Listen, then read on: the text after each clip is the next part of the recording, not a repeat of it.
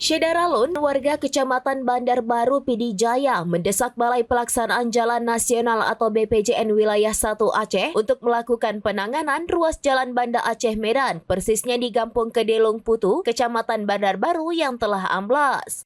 Camat Bandar Baru Abdullah SE kepada serambinews.com pada Kamis 9 Januari 2025 berharap penanganan jalan amblas itu dilakukan secara serius dan tidak asal jadi karena ruas jalan itu menjadi akses utama masyarakat secara keseluruhan.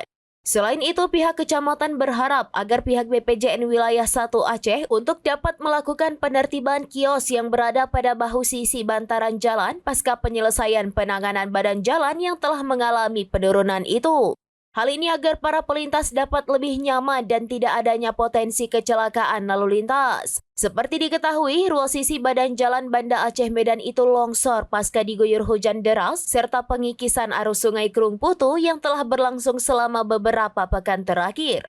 Kedalaman retakan mencapai 100 meter dan terus bertambah 80 cm hingga saat ini.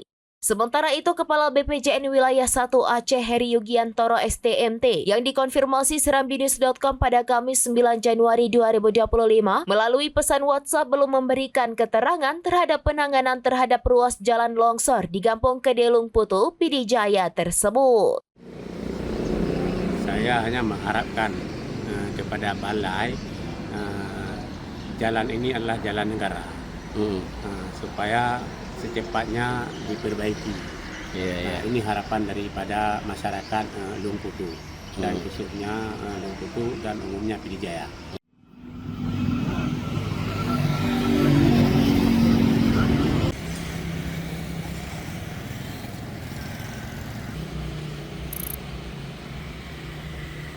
Download Tribun X sekarang, menghadirkan lokal menjadi Indonesia.